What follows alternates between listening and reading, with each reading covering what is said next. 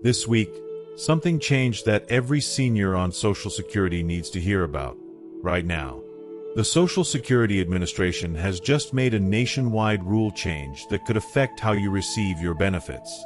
If you're not aware of it, you could face delayed payments, missed deposits, or even have your money sent to the wrong account. For years, many of us have relied on a simple and convenient method to keep our bank information up to date. It was quick, it was personal, and it kept our benefits flowing without unnecessary hassle. That option is now gone for good. I'm here to break this down in plain English, because I've seen firsthand what happens when these kinds of changes take people by surprise, and it's never pretty. Whether you live in a rural town miles from the nearest SSA office or you simply prefer handling your business over the phone, this new rule will affect you. Please, stay with me until the end, because I'm going to explain exactly what's changed, why the SSA made this decision, and the only safe ways you can update your bank account going forward. And while you're here, drop the word SAFE in the comments, hit like, and subscribe so you'll never miss another important Social Security update like this one. For decades, the process of updating your bank account information with the Social Security Administration was simple, straightforward, and, most importantly, accessible to nearly every senior, no matter where they lived or what resources they had. If you needed to change the account where your monthly benefits were deposited, all you had to do was pick up the phone, call the SSA's national phone line, wait for a representative, answer a series of security questions, and give them your new routing and account numbers. That was it. No driving across town, no navigating a government website, no filling out forms and hoping the mail didn't lose them. It was human, it was personal, and for many seniors, it was a lifeline. There were 1,000 reasons someone might need to make that change. Maybe you'd switched from a big national bank to a small local credit union because you wanted lower fees and friendlier service. Maybe your old bank closed the branch in your neighborhood, leaving you with no nearby access to your own money. Sometimes a bank account was compromised, forcing you to open a new one to protect yourself from fraud. And sometimes, it was as simple as wanting to move your benefits into a joint account so your spouse or family could help manage the finances. For many older Americans, especially those over 65, the phone option wasn't just about convenience, it was about survival. Think about it. A large portion of seniors live in rural or small-town America, where the nearest Social Security office might be 50, 75, or even 100 miles away. Public transportation in those areas is either non-existent or so unreliable that it's not a real option. Some seniors have given up driving altogether, either because of health issues, safety concerns, or simply the high cost of maintaining a car on a fixed income. For them, making a trip to an SSA office could mean arranging for a family member or neighbor to take a day off work, scheduling expensive rides with community transportation services, or just going without help altogether. The phone option was a bridge over all those barriers. You could make the call from your kitchen table, your living room chair, or even from your hospital bed if necessary. You didn't need to rely on a computer, which is a huge factor for many seniors who either never grew comfortable with technology or simply don't trust putting sensitive financial details into an online form. And you didn't need to take the risk of mailing personal banking information, which could be lost, delayed, or intercepted. I've seen the relief it brought to so many people. There was a widow in her late 80s who called me in tears one afternoon because her local bank branch closed without warning. She had no way to get to the nearest branch, over 30 miles away, and no family nearby to help. She opened a new account at the small credit union just down the street, but she had no idea how she'd get her Social Security switched over in time for the next deposit. A quick phone call to SSA solved the problem in 10 minutes. She didn't lose a single day's income. Or take the retired veteran who lived in a remote mountain town. His bank merged with a larger institution and closed the only branch within 100 miles. Without the phone option, he would have had to make a 4-hour round trip just to update his direct deposit. Instead, one phone call and a few security questions later, he was done. It's hard to overstate just how much that mattered to people like him. Now, I'm not going to pretend the system was perfect. Mistakes happened. I've heard of cases where the wrong account number was entered, and the payment bounced back to the SSA, causing delays. Sometimes the routing number got switched with the account number, or a digit was accidentally dropped. But in most of those situations, the human element worked in the senior's favor. You could call back, explain the error, and a representative could fix it right then and there. There was no, "Please allow 6 to 8 weeks for processing," no complicated online ticket system, and no waiting for the mail to carry your problem away in the hopes it would come back solved. And here's another thing the phone option offered that no online form or mailed-in document could: reassurance. Talking to a real person, someone who could hear the worry in your voice, someone who could say, "Don't worry, I've fixed it for you," is something technology just can't replicate. For seniors who may already feel isolated or anxious about money, that human connection was invaluable. You didn't have to guess if the update went through. You didn't have to check a website every day. You could simply hang up, knowing that a real person had handled your request. It also gave seniors a sense of control. In an age where so many services are moving entirely online, the phone option felt familiar. It was a process you could understand.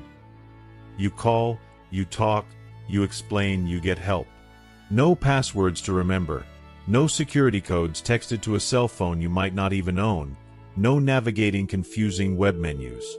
For many older Americans, the internet feels like a foreign country where they don't speak the language. The phone, on the other hand, is home turf. And it's not just about comfort, it's about accessibility. According to recent data, millions of Americans over 65 either don't use the internet regularly or have no home internet at all. Some rely entirely on landlines for communication. Others may have a cell phone but no data plan, or live in areas where reliable broadband just isn't available. For them, just do it online isn't a solution, it's a brick wall. The phone option was their only real access to making necessary changes without physical travel. Yes, there were occasional security concerns. Representatives had to be vigilant, asking multiple questions to confirm a caller's identity. But overall, it worked. Most people calling in were exactly who they said they were: retirees trying to keep their benefits flowing without interruption. And SSA staff, for all the bureaucracy, were generally well trained in spotting suspicious activity. Over the years, the phone system became more than just a service, it became a safety net. It caught people who would otherwise have fallen through the cracks. It kept benefits moving for seniors recovering from surgery, for those who'd just been discharged from rehab, and for those who'd lost a spouse and needed to reconfigure their finances quickly. It allowed people to adapt to life changes without adding the stress of travel or technology hurdles. So when I say the loss of this option is going to be a big deal, I'm not exaggerating. It's not just about changing a policy. It's about taking away a tool that has worked for decades, a tool that was uniquely suited to the realities of aging in America. For so many seniors, that phone call was the difference between a smooth transition and a financial nightmare. And perhaps the most telling thing is this: despite the occasional hiccups, very few people ever complained about the process itself.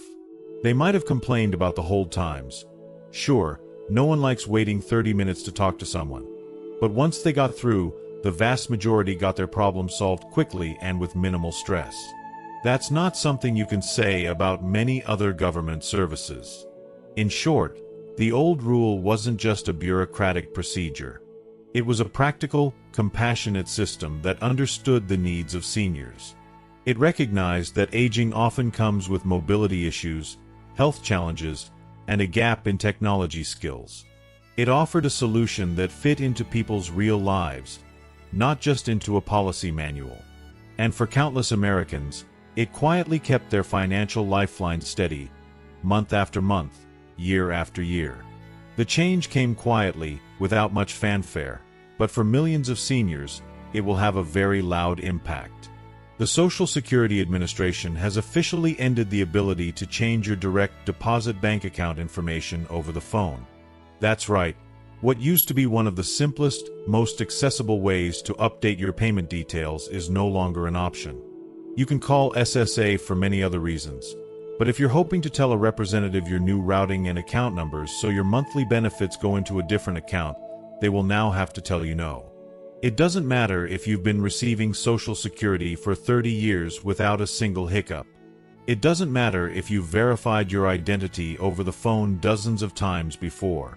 It doesn't matter if you've never touched a computer in your life. From now on, the rule is firm. No changes to your bank information can be made by phone, under any circumstances. This isn't a temporary COVID-era adjustment or a short-term pilot program. It's a permanent, nationwide policy. That means whether you live in the heart of New York City or on a ranch in rural Wyoming, the rule is the same. No exceptions. If you need to switch bank accounts for any reason, whether your bank closed, you moved, you had fraud on your account, or you simply want to consolidate your finances, you will have to do it in one of three ways.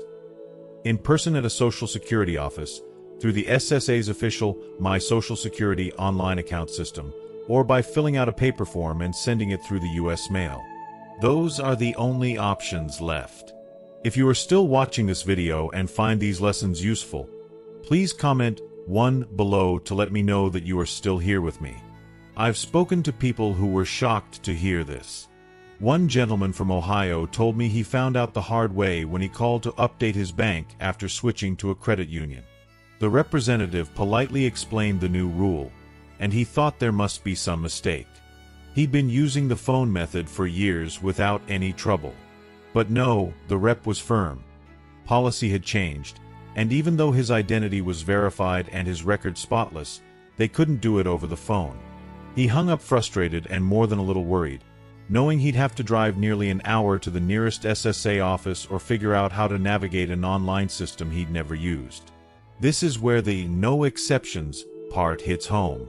It's not like the old days when a long-time beneficiary with a history of verified calls could get some flexibility. It doesn't matter if you've been using the same phone number for decades or if your voice is instantly recognizable to the local SSA staff.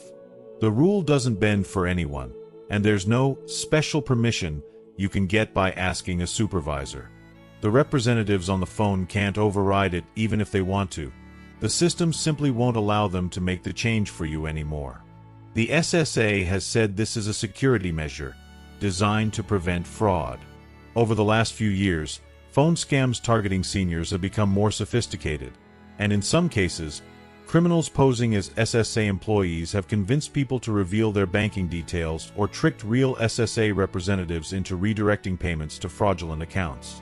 The agency believes that removing the phone method entirely will close one door that scammers have used to exploit the system. Now, from a security standpoint, it makes sense. But from a practical, day-to-day standpoint, this shift is going to create real challenges, especially for those who relied on the phone option because they couldn't easily use the others. The in-person option means traveling to an SSA office, which is no small feat for someone with mobility issues, chronic pain, or no access to reliable transportation. The online option requires creating a My Social Security account, which involves email access, identity verification, and navigating multiple security steps.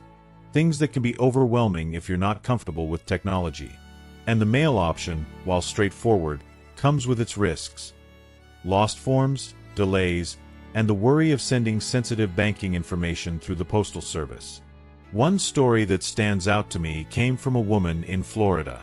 Her bank merged with another institution, and in the process, her account number changed. Under the old system, she would have picked up the phone, made the update in minutes, and gone back to her day. Instead, she had to arrange for a neighbor to drive her 45 minutes to the SSA office in the next county. They waited in line for over an hour, only to be told she was missing a piece of required identification and would have to come back. That meant another trip, another favor to ask, and another afternoon gone. The nationwide scope of this policy is what makes it especially significant. It's not a pilot program in a few states. It's not a temporary test. It's a blanket rule that applies to every SSA beneficiary across the United States. Whether you're in Alaska, Hawaii, or the smallest town in Kansas, the process is the same. You can't update bank info by phone anymore, and that's not going to change back next year or the year after. Some people have asked, what if I have a power of attorney? What if I'm in the hospital? What if I've been calling in for years? The answer, unfortunately, is still the same. The person handling your affairs will need to use one of the approved methods. Even if you're recovering from surgery or living in assisted care, the phone option is gone. It's important to understand that this isn't about punishing seniors or making life harder. It's about closing a loophole that scammers have exploited. But in closing that loophole, the SSA has also closed off a safe, familiar, and accessible path for millions of honest people. And while the security benefits may be real, the personal cost will be felt by those who now have to navigate more complicated systems to manage something as basic as where their own money is deposited. I've already heard from several advocacy groups for seniors who are concerned about this change. They point out that while fraud prevention is critical, so is maintaining access for the elderly and disabled. They've suggested alternatives, like enhanced identity verification for phone updates or a secure callback system. But so far, the SSA has not indicated any interest in reintroducing the phone option in any form. This is why it's so important to spread the word. If you or someone you care about relies on Social Security benefits, you need to know the rules have changed permanently. The sooner you prepare, the less likely you are to face missed or delayed payments. That might mean setting up a My Social Security account now, even if you don't think you'll need it soon, or identifying someone you trust who can help you with in-person visits or paperwork if needed. The bottom line is this: the phone line that once offered a simple fix for bank changes is no longer available. The rule is set in stone, it's nationwide, and there are no exceptions. This is the new reality for all Social Security recipients in America. The Social Security Administration's decision to end phone-based bank updates didn't come out of nowhere. It's the result of a growing and deeply troubling trend. Phone scams targeting seniors have reached levels we've never seen before. And it's not just the occasional prank call or clumsy con artist reading from a script. These are highly organized, professional criminals, often working in teams, with scripts and technology that can fool even the most cautious among us. The official reason for the policy change is simple: fraud prevention. Over the last decade, phone scams have evolved into one of the biggest threats to Social Security beneficiaries. Criminals have figured out that if they can convince someone, either the senior themselves or an unsuspecting SSA representative, to change the direct deposit account number, they can divert the monthly benefit payments straight into an account they control. Once the money lands there, it's often withdrawn immediately, laundered, or transferred overseas, making recovery almost impossible. One of the most common scam tactics is spoofing. That's when the caller makes it look like the call is coming from a real Social Security Administration phone number. Your caller ID might display Social Security or a number you recognize from a previous legitimate call. When you answer, you hear a calm, professional voice. They might even use the same kind of hold music you've heard from real government agencies. The person on the other end claims there's a problem with your account. Maybe suspicious activity, maybe a payment delay, and that they need to verify your bank information to fix it. The whole conversation is designed to build trust and urgency. They may address you by your full name, quote your address, or mention the last 4 digits of your Social Security number. That kind of detail makes the call feel real, but here's the chilling part: those details often come from data breaches. Over the past several years, massive amounts of personal data have been stolen from corporations, healthcare providers, and even government contractors. That information is bought and sold on the dark web, meaning a scammer could already have half your life story before they ever dial your number. It's not just the direct scams to beneficiaries, either. Some criminals take a more indirect route. They impersonate the beneficiary. Using stolen personal information, they call the SSA themselves, pretending to be you, and ask to update the bank account for security reasons, or because the old account was closed. If the representative believes them, the payment gets redirected to the fraudster's account. For years, SSA employees were trained to verify identity over the phone through a series of personal questions. But now, with so much stolen data floating around, those questions aren't as foolproof as they once were. The SSA knows this. They've seen the damage these scams cause. Imagine being a retired widow in Arizona, relying on your Social Security to cover rent, medication, and groceries. 1 month, you're waiting for your deposit as usual, but it never arrives. You call the SSA, only to be told that your payment went into a different bank account, the one the scammer provided. By the time you realize what happened, the money is long gone. Getting it replaced can take weeks or months, if it's even possible at all. For someone living on a fixed income, that gap can mean unpaid bills, eviction notices, or having to choose between food and prescriptions. So, from a security standpoint, the SSA's decision makes sense. By removing the phone method entirely, they're essentially slamming one big, vulnerable door shut.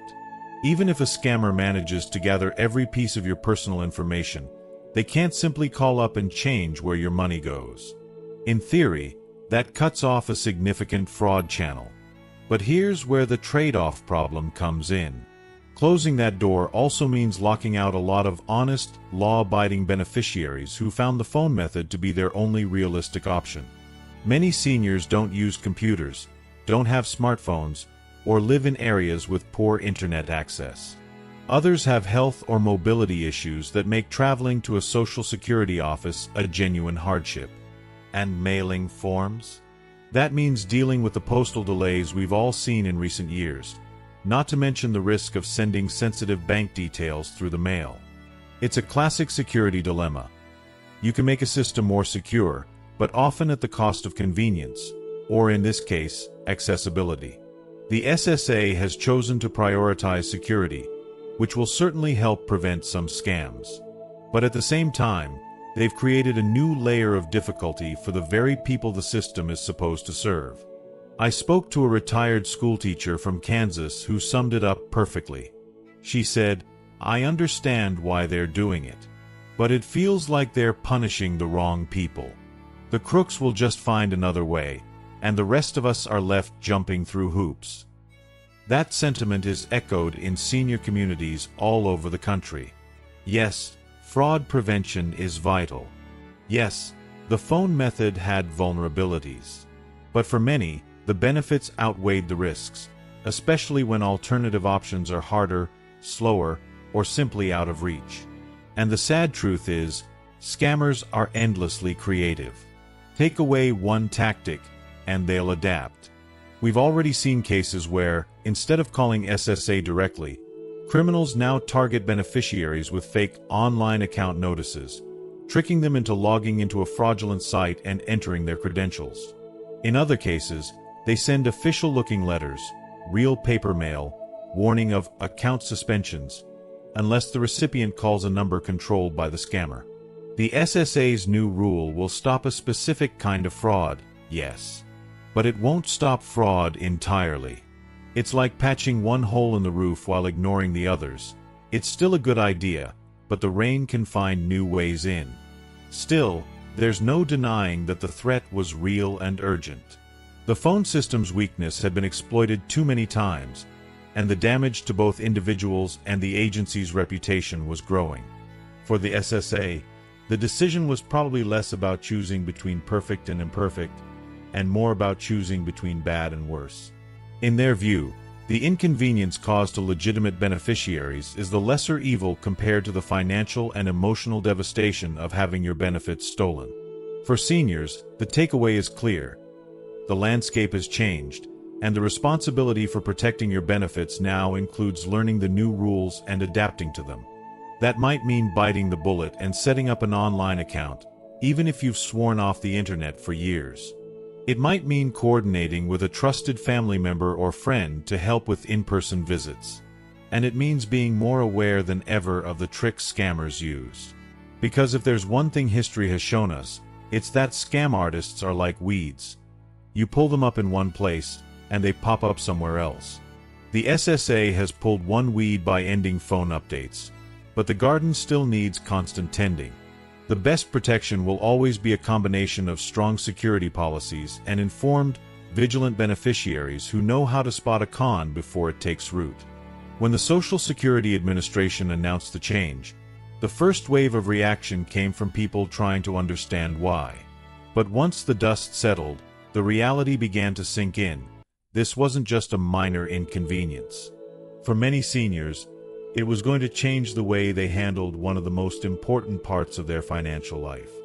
And for some, it meant walking straight into a set of challenges they'd never had to deal with before. Let's start with the most obvious: getting to a Social Security office in person. On paper, it sounds simple enough. Just drive down to the nearest location, bring your identification, wait for your turn, and update your information. But in the real world, for a lot of people, that's a far cry from easy. In many rural parts of America, the nearest SSA office might be 40, 60, or even 100 miles away. If you live in a small farming town in Nebraska, the trip could mean hours of driving each way. And it's not just the distance, it's the fact that you may not be able to drive at all anymore. Plenty of seniors gave up their keys years ago because of eyesight problems, reflex issues, or simply not wanting to take the risk. Without reliable public transportation, which is non-existent in many places, that means leaning on family, neighbors, or church friends to make the trip. And that's assuming someone is available and willing to take a half or full day off work to get you there. Even if you can get to the office, there's the matter of waiting. If you've been to an SSA office in the last 10 years, you already know that lines can be long. You might arrive at 9 a.m. and still be sitting in the lobby at 1 p.m., waiting for your number to be called. For someone with arthritis, mobility issues, or health problems that make it hard to sit in uncomfortable chairs for hours, that's no small thing. And with fewer offices open now than there were 20 years ago, the ones that remain are often more crowded. Then there's the second major hurdle: technology barriers. The SSA says, well, you can always update your bank information online through your My Social Security account. And while that's true, it's only an option if you're comfortable using a computer or smartphone. For many seniors, that's where the road ends. It's not that older Americans can't learn technology. Plenty do. But there's a big difference between browsing Facebook on a tablet and navigating a secure government portal. The online SSA system requires setting up an account, creating a strong password, answering security questions, and sometimes verifying your identity through a text message or email code. If you don't have a smartphone or your email account has been locked for years because you forgot the password, you're already stuck before you even begin. And let's not forget about the fear factor. Many seniors have heard so much about online scams that they're understandably hesitant to enter personal and banking information into a website, even if it's legitimate. To someone who has been warned their whole life to never give that kind of info online, the idea of typing your routing number and account number into a web page can feel unsafe, even if the page is run by the SSA itself. Which leaves the third option: mailing in a form. On paper, this seems like the simplest solution. You fill out a form with your updated bank account information, drop it in the mailbox, and wait for the change to be processed. But this option comes with its own set of problems, starting with the most obvious: mail delays. Anyone who's dealt with the U.S. Postal Service in recent years knows that delivery times aren't what they used to be. A letter that once took 2 or 3 days might now take a week or more. And when you're sending something as sensitive as banking information, you want it to get where it's going quickly, without sitting in a sorting facility for days on end. There's also the real risk of the mail getting lost entirely, something that happens more often than most people realize. If you are still watching this video and find these lessons useful, please comment 2 below to let me know that you are still here with me. Even if the form does arrive safely at the SSA, it can take time for them to process it. That means there could be a gap between when you send the update and when your next payment is due. And if there's any mistake, maybe you accidentally wrote a digit wrong in your account number, or the form was smudged in the mail, that can trigger delays or misdirected deposits. Which brings us to the most serious consequence of all: financial risks. For millions of retirees, Social Security isn't just part of their income, it's all of their income. If a payment is delayed, there's no cushion to fall back on. Rent still comes due on the first of the month. The pharmacy still expects payment when you pick up your prescription refill. The electric company still sends the bill on schedule. Imagine being 72 years old, with no credit card, no savings to speak of, and a $1,400 Social Security payment that doesn't arrive when it's supposed to. Within days, you could be facing overdue notices. Within weeks, you might have late fees stacked on top of the original bills. If your landlord doesn't allow for late rent, you could even be looking at eviction proceedings. This isn't an exaggeration, it's reality for many people living on fixed incomes. And while some might say, well, they should have planned better, the truth is that there's no planning that makes a sudden gap in benefits easy to handle when you're already budgeting down to the last dollar. Beyond the money, there's the emotional toll. For someone who has spent decades paying into the system, to be left worrying about whether they'll get their benefits on time feels like a betrayal. It's not just about dollars, it's about dignity, stability, and the peace of mind that Social Security is supposed to provide. Now, none of this means the SSA was wrong to close the phone option. As we talked about earlier, the fraud risk was real, and for every beneficiary inconvenienced by the change, there was someone else who avoided being scammed because of it. But it does mean that the decision came with consequences that weren't fully addressed before the rollout. There's a lesson here, one that many seniors already understand all too well. When systems change, it's often the most vulnerable who feel it the hardest. A tech-savvy retiree living in a city with multiple SSA offices might shrug off the new rules without much trouble. But for the widow in rural Montana, or the veteran in West Texas without internet, or the couple in their late 80s who haven't driven in years, this isn't just a small change, it's a major obstacle. And as the weeks and months go by, we're likely to see more stories about beneficiaries struggling to adapt. Some will miss payments simply because they didn't know the rules had changed. Others will face delays because their mail was slow or their online account locked them out.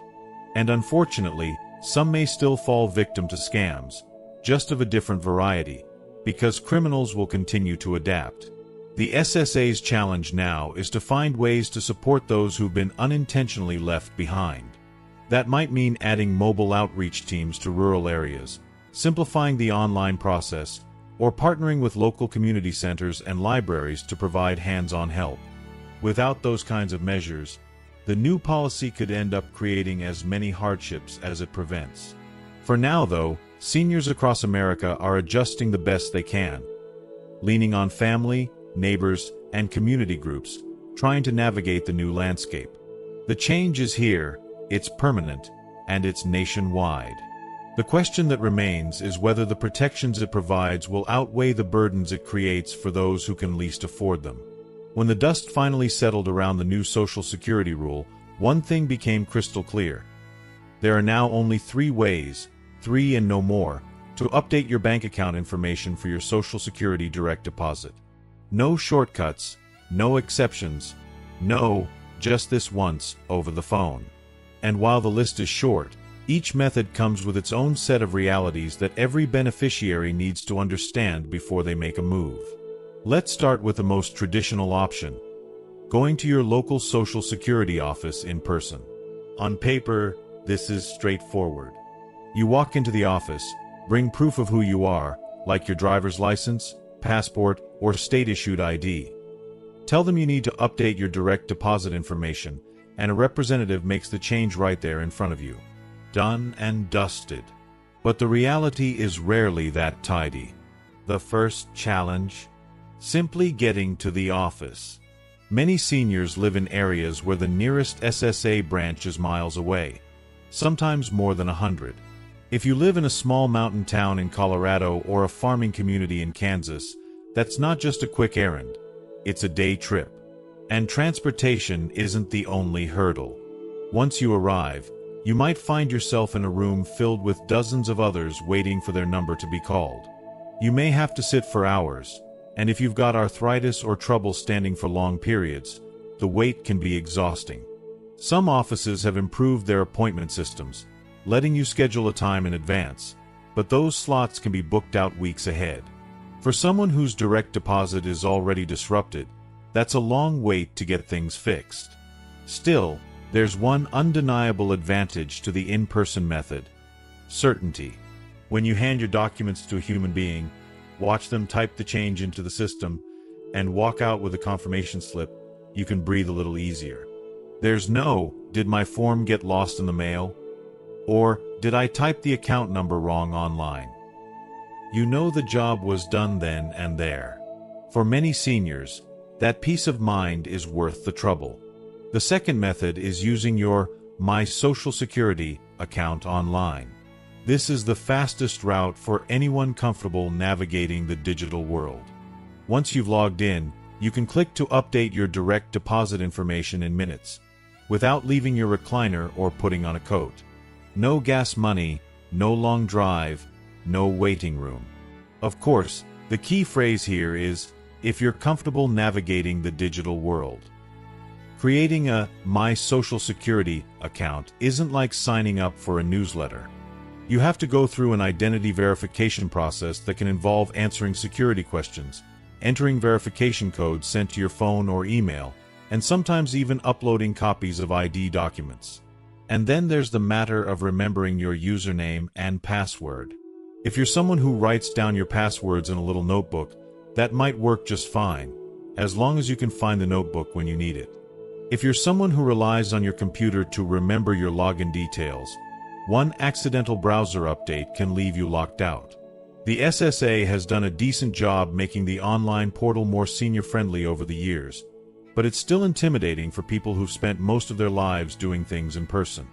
There's also the lingering fear of scams. What if I go to the wrong website? What if someone steals my information? These are valid concerns, and they've kept plenty of older Americans from even attempting the online method. Still, for those who can manage it, or who have a trusted family member to walk them through the process, the online option is a game changer. You can make the change at 2 p.m. or 2 a.m. without waiting for an office to open, and in most cases, the update takes effect by the next payment cycle. Finally, there's the third method: mailing in Form 1199A, the official direct deposit sign-up form. This is the old-fashioned way of handling things, the pen and paper approach that many older Americans feel most comfortable with.